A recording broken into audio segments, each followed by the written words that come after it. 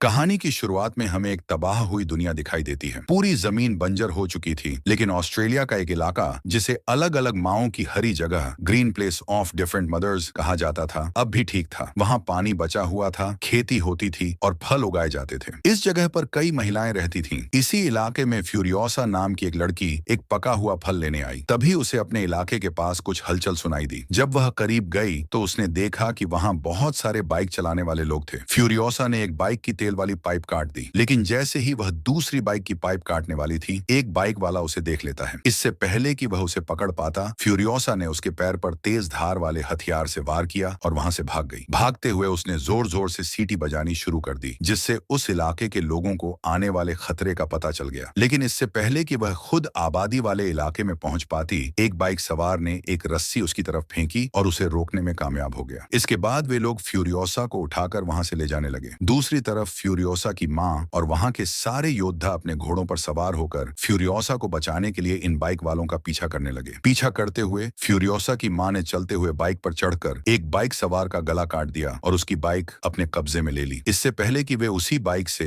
Furiosa को बचाने के लिए निकलते, इलाके के लोगों ने उन्हें कुछ बीज दिए और यह याद दिलाया कि चाहे कुछ भी हो जाए, दूसरे लोगों को हरी जगह ग्रीन प्लेस का पता नहीं चलना चाहिए। साथ ही जो लोग ग्रीन प्लेस को देख चुके हैं, उनमें से कोई भी जिंदा नहीं बचना चाहिए। ये सुनते ही वह तेजी से आगे बढ़ जाती है और गन से हमला करते हुए एक बाइकर को मार देती है। आगे के दो बाइकर्स रुककर यह देखने की कोशिश करते हैं कि आखिर क्या हुआ और वह बाइकर क्यों गिर गया। तभी उन्हें दूर से फ्यूरियोसा की मां आते हुए दिखती है। डरकर उन्होंने अपनी बाइक्स मोड़ ली। इस बीच फ्यूरियोसा ने जिस बाइक पर उसे बांधा गया था, उसकी तेल पाइप काट दी थी। फ्यूरियोसा की मां उस मरे हुए बाइकर की बाइक के स्पेयर पार्ट्स से अपनी बाइक को ठीक करती है और उसकी बाइक का बचा हुआ तेल अपनी बाइक में डालकर फिर से उन बाइकर्स का पीछा करने लगती है। चलते चलते अब रात भी हो चुकी थी और बाइकर्स की उस बाइक का ईंधन खत्म हो गया जिस पर फ्यूरियोसा बंधी हुई थी, क्योंकि उसने पहले ही पाइप काट दी थी। ईंधन खत्म होने पर दोनों बाइकर्स आपस में झगड़ने लगे। इसी मौके का फायदा उठाकर फ्यूरियोसा ने अपने हाथ छुड़ा लिए और वहां से भागने लगी, लेकिन वह अपने घर पहुंचने में कामयाब नहीं हो पाई, क्योंकि बाइकर्स ने उसे दोबारा पकड़ लिया। जिसके बाद वे लोग दोबारा अपने इलाके की तरफ बढ़ने लगते हैं। सुबह होते ही हम देखते हैं कि फ्यूरियोसा की मां बाइकर्स के कैंप तक पहुंच चुकी है। वहां उसे ग्रीन प्लेस में घुसे हुए बाइकर्स और फ्यूरियोसा दिखाई देते हैं। फ्यूरियोसा की मां एक बाइकर को गोली मारकर खत्म कर देती है, लेकिन दूसरा बाइकर फ्यूरियोसा को सही सलामत लेकर अपने एक ठिकाने तक पहुंच जाता है। वहां पहुंचकर वह लोगों को यह खुशखबरी देता है कि उसे ग्रीन प्लेस का पता चल गया है, जहां बहुत सारे संसाधन और महिलाएं मौजूद हैं। ये सुनते ही फ्यूरियोसा समझ जाती है कि अब उसके इलाके और वहां के लोगों पर बड़ा खतरा आने वाला है। वह जानती है कि यह बाइकर ग्रीन प्लेस की लोकेशन अपने लोगों को जरूर बता देगा। इसीलिए फ्यूरियोसा समझदारी से काम लेती है और उस आदमी के गले में रस्सी का फंदा डालकर सबके सामने उसे बाइक से गिराकर मार देती है। आखिरकार उसने और उसकी मां ने उन सभी बाइकर्स को खत्म कर दिया था जिन्हें ग्रीन प्लेस की लोकेशन का पता था। अब बाइकर्स फ्यूरियोसा को अपने लीडर के पास लेकर जाते हैं, क्योंकि वही लीडर उन्हें ग्रीन प्लेस तक ले जाने का तरीका ढूंढ सकता है। बाइकर्स का लीडर बहुत चालाक था। उसने फ्यूरियोसा से अच्छा व्यवहार किया और अपने लोगों से भी कहा कि उसका अच्छे से ख्याल रखें, ताकि वह उसे झांसा देकर ग्रीन प्लेस की जानकारी हासिल कर सके। रात होने पर फ्यूरियोसा की मां भी उसी कैंप में पहुंच जाती है। उसने एक मरे हुए बाइकर के कपड़े पहनकर खुद को बिल्कुल उनकी तरह बना लिया था। वह असल में फ्यूरियोसा को ढूंढने के लिए यहाँ आई थी। फ्यूरियोसा की मां हर कैंप में जाकर उसे खोजती है और जहां भी उसे फ्यूरियोसा नहीं मिलती, वहां के सभी लोगों को गोली मारकर खत्म कर देती है। आखिरकार फ्यूरियोसा की मां उस कैंप तक पहुंच जाती है जहां फ्यूरियोसा को रखा गया था। उसने फ्यूरियोसा को आजाद कर लिया। वहां एक आखिरी लड़की को मारने से पहले वह लड़की कहती है, मुझे मत मारो, मैं भी तुम्हारी बेटी की तरह ही यहाँ फंसी हुई हूँ। ये सुनकर फ्यूरियोसा की मां ने उस लड़की को छोड़ दिया और फ्यूरियोसा को अपनी बाइक पर लेकर वहां से भाग गई। लेकिन उसे यह पता नहीं था कि जिस लड़की पर उसने रहम किया, वही उन्हें धोखा देगी। वह लड़की जाकर इमरजेंसी अलार्म बजा देती है, जिससे कई बाइकर्स फ्यूरियोसा और उसकी मां के पीछे पड़ जाते हैं। दूर से ही बाइकर्स ने उन पर बम से हमला किया, जिसकी वजह से फ्यूरियोसा की मां के सारे कपड़े जल गए। आग से बचने के लिए उसने अपने ऊपर पहना हुआ आर्मर सूट उतार दिया और जल्दी से बाइक पर वापस बैठ गई। जितनी तेजी से हो सकता था उतनी तेजी से वे वहां से भाग निकली, लेकिन बहुत दूर निकलने के बावजूद भी बाइकर्स लगातार उनके पीछे लगे रहे। फ्यूरियोसा की मां यह समझ चुकी थी कि अब वह इन बाइकर्स से नहीं बच पाएंगी, इसलिए उन्होंने बाइक से उतरकर फ्यूरियोसा को बाइक दे दी और उसे अकेले घर जाने को कहा। साथ ही उन्होंने फ्यूरियोसा को एक बीज भी दिया और कहा, वापस जाकर इसे उगा देना। फिर वह खुद बाइकर्स को शूट करने के लिए वहीं रुक गई। हालांकि वह अकेले कितने भी लोगों से लड़ती, जल्द ही बाइकर्स ने उसे घेर लिया। फ्यूरियोसा को बाइकर्स के हाथ लगने के बाद वह वहां वहां पहुंची और देखा कि उसकी माँ को एक पेड़ से बांधकर बेदर्दी से मारा जा रहा था और यह सब उसकी आंखों के सामने हो रहा था। इसके बाद बाइकर्स का लीडर फ्यूरियोसा को अपने जैसे कपड़े पहनाकर एक पिंजरे में बंद कर देता है और उसे यह सब देखने के लिए मजबूर करता है, क्योंकि ये लोग इसे अपनी मनोरंजन मानते थे। फिर उसने फ्यूरियोसा को अपनी बेटी का डैडी बेयर भी दिया, जिसे फ्यूरियोसा ने गुस्से में गिरा दिया। इसके बाद बाइक लीडर ने उसे वहां से ले जाने का आदेश दे दिया। उसके साथ एक बूढ़ा आदमी भी जा रहा था, जो फ्यूरियोसा से कहता है, अगर तुम मुझसे लिखना पढ़ना सीख लो तो तुम हमारे लीडर के लिए एक काम का बंदा बन जाओगी। ऐसे वे तुम्हें टॉर्चर नहीं करेंगे। लेकिन फ्यूरियोसा किसी की सुनने वाली नहीं थी। वह चुपके से अपने हाथ पर ग्रीन प्लेस तक का रास्ता का टैटू बनाती है, क्योंकि उसे उम्मीद थी कि वह एक दिन ग्रीन प्लेस वापस जरूर जाएगी। उसे यह भी डर था कि कहीं उस वक्त तक वह रास्ता भूल न जाए, तो इसीलिए उसने पूरा रास्ता और पूरा मैप अपने बाजू पर बना लिया। खैर, वक्त गुजरता है और एक दिन हम देखते हैं कि ये सभी बाइकर्स कहीं जा रहे थे तो दूर से उन्हें एक लाल धुआं उड़ता हुआ दिखाई देता है। उन्हें समझ में आता है कि वहां लोग रह रहे होंगे। वे उस धुएं का पीछा करते हुए वहां पहुंचे तो वहां उन्हें एक लड़का मिला, जो उन्हें वहां के सिटर और किले तक ले गया। किले में इमॉर्टल जॉय की हुकूमत चलती थी। उसके पास पानी था और वह यहाँ खाना उगाता था, जो वह अपने सोल्जर्स को दिया करता था। उसने अपने सोल्जर्स को इस तरह गाइड किया हुआ था कि वे उसके लिए अपनी जान देने को भी तैयार थे। ये बाइकर्स, जिन्हें संसाधनों की कमी थी, इमॉर्टल जॉय से कहते हैं, अगर तुमने हमारे साथ सहयोग नहीं किया और हमें ये चीजें नहीं दी तो हम तुमसे जंग कर लेंगे। लीडर की यह बात सुनकर इमॉर्टल जॉय अपने एक वॉर बॉय को मरने का आदेश देता है और बाइकर्स के लीडर को यह साबित कर देता है कि तुम लोग चाहे जितने भी ताकतवर हो, मेरी फौज के सामने कुछ भी नहीं। ये सब मेरे लिए मर मिटने को तैयार है। उसकी बात अभी खत्म भी नहीं हुई थी कि तभी उसके लोगों ने इन सभी बाइकर्स के बाइक को लटकी हुई चैन से उठा लिया। बाइकर्स के पास अब कोई रास्ता नहीं बचा था, सिवाय इसके कि वे अपनी जान बचाने के लिए यहाँ से भाग जाएं। जब वे भाग रहे थे तो बाइकर्स के लीडर ने देखा कि फ्यूरियोसा अपनी जेल से गिरकर एक खड्डे में फंस गई है। अपनी जान जोखिम में डालकर वह फ्यूरियोसा की जान बचाता है और ये लोग वहां से भाग निकलते हैं। रास्ते में इन्हें एक और किला नजर आता है, जिसका नाम था गैस टाउन। यहाँ पर ओनेल को रिफाइन किया जाता था और इसी ओनेल की मदद से इमॉर्टल जॉय के हथियार और वाहन चलते थे। बाइकर्स का लीडर इस किले पर कब्जा करने का प्लान बनाता है ताकि वो इस ओनेल के जरिए इमॉर्टल जॉय को ब्लैकमेल कर सके। लेकिन समस्या यह थी कि यहाँ की सिक्योरिटी बहुत सख्त थी। इससे बचने के लिए वह अपने कई लोगों को वॉर बॉयज में बदल देता है और गैस टाउन के गेट तक पहुंचता है। जब ये लोग गैस टाउन का गेट खोलते हैं तो बाइकर्स का लीडर अपने भेष में बदले हुए लोगों को मार डालता है। इसका मकसद यह था कि वह गैस टाउन वालों को यह विश्वास दिला सके कि उन्होंने इमॉर्टल जॉय के किले पर कब्जा कर लिया है और अब इमॉर्टल जॉय के लोग उसके गुलाम हैं। यह देखकर गैस टाउन वालों ने उसके लिए दरवाजे खोल दिए। गैस टाउन पर कब्जा करने के बाद सबसे पहले बाइकर्स के लीडर यानी डेमेंटस ने उस टाउन के लीडर की अंगुलियां काटकर इमॉर्टल जॉय को भेजी। यह देखकर इमॉर्टल जॉय समझ गया कि अब धीरे धीरे डेमेंटस के हाथों में और ज्यादा ताकत आ रही है। उसकी सारी ताकत उस व्यक्ति की वजह से थी जिसके ऊपर अब डेमेंटस ने कब्जा कर लिया था। इसी वजह से इमॉर्टल जॉय उसे एक मीटिंग का पैगाम भेजता है। डेमेंटस तो यही चाहता था, क्योंकि उसे खुद बेसिक सप्लाई चाहिए थी जो इमॉर्टल जॉय के पास थी। इस डील को करने के लिए वह गैस टाउन के लीडर को लेकर इमॉर्टल जॉय के पास आता है। गैस टाउन का लीडर इमॉर्टल जॉय का भाई था और वह काफी बीमार भी था। उसके शरीर के कई काम मशीनों के जरिए होते थे। डेमेंटस इमॉर्टल जॉय को ब्लैकमेल करने के लिए उसके भाई को उसी मशीन के जरिए पहले टॉर्चर करता है और फिर उसे मार डालता है। इसके बाद वह इमॉर्टल जॉय से कहता है, मैंने पूरे गैस टाउन में बम लगा दिए हैं। इन बमों को एक्टिवेट या डिसेबल करने का तरीका सिर्फ मुझे ही पता है। अगर तुम अपने गैस टाउन को बचाना चाहते हो तो मुझे गैस टाउन का लीडर बना दो, नहीं तो तुम्हारे हाथ कुछ भी नहीं रहेगा। ये बात करते हुए इमॉर्टल जॉय की नसें तन जाती हैं। फ्यूरियोसा भी यह सब देख रही होती है। इमॉर्टल जॉय कहता है, ठीक है, मैं गैस टाउन तुम्हारे नाम कर दूंगा, पर इसके बदले मुझे तुम्हारी बेटी और एक बाइकर चाहिए। फ्यूरियोसा इमॉर्टल जॉय की बात करते हुए कहती है, मैं इसकी बेटी नहीं हूँ, इन्होंने मेरी माँ को मारकर मुझे किडनैप किया है। फ्यूरियोसा की यह बात सुनकर डेमेंटस को गुस्सा आ जाता है। वह उसके हाथ से अपनी बेटी का टॉय ले लेता है और उसे इमॉर्टल जॉय के हवाले कर देता है, फिर वहां से चला जाता है। फ्यूरियोसा को अब ऐसी जगह ले जाया जाता है जहां इमॉर्टल जॉय की बहुत सी बीवियां रहती थीं। फ्यूरियोसा भी अब इनकी तरह ही